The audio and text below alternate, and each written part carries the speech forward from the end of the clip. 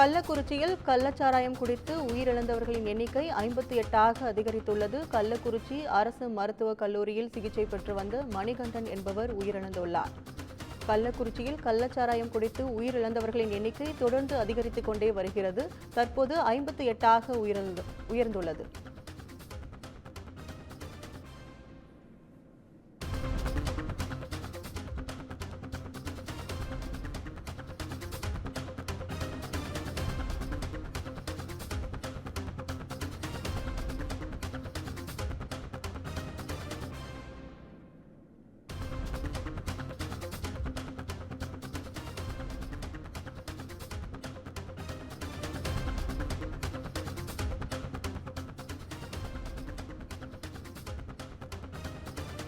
கள்ளக்குறிச்சியில் கள்ளச்சாராயம் குடித்து உயிரிழந்தவர்களின் எண்ணிக்கை 58ஆக அதிகரித்துள்ளது. அதை அண்மை செய்தியாக பார்த்துக் கொண்டிருக்கிறோம். இதுகுறித்து கூடுதல் தகவல்களை வழங்க செய்தியாளர் சிவபிரகாசம் இணைப்பில் உள்ளார். வணக்கம் சிவபிரகாசம், இதுகுறித்த கூடுதல் தகவல்களை பதிவு பண்ணுங்க. வணக்கம் கற்பகம். கள்ளக்குறிச்சியில் கள்ளச்சாராயம் குடித்து உயிரிழந்தவர்கள் எண்ணிக்கை படிப்படியாக உயர்ந்து வரக்கூடிய நிலையில் கள்ளக்குறிச்சி அரசு மருத்துவக் கல்லூரி மருத்துவமனையில் மொத்தம்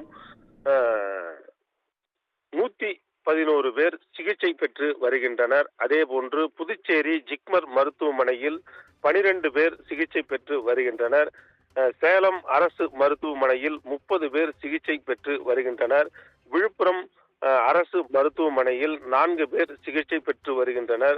ஆக மொத்தம் 157 பேர் மொத்தம் உள்நோயாளிகளாக இந்த கள்ளச்சாராயம் குறித்து சிகிச்சை பெற்று வருகின்றனர். இந்த நிலையில் கள்ளக்குறிச்சி அரசு மருத்துவக் கல்லூரி மருத்துவமனையில் உயிரிழந்தவர்கள் எண்ணிக்கை தற்போது 33ஆக உயர்ந்து உள்ளது. அதே போன்று புதுச்சேரி ஜிப்மர் மருத்துவமனையில் உயிரிழந்தவர்கள் எண்ணிக்கை 3ஆகவும், சேலம் அரசு மருத்துவமனையில் உயிரிழந்தவர்கள் எண்ணிக்கை 18ஆகவும், விழுப்புரம் அரசு மருத்துவமனையில் உயிரிழந்தவர்கள் எண்ணிக்கை 4ஆகவும் என மொத்தம் இதுவரை உயிரிழந்தவர்கள் எண்ணிக்கை மொத்தம் 58ஆக உயர்ந்துள்ளது. மேலும்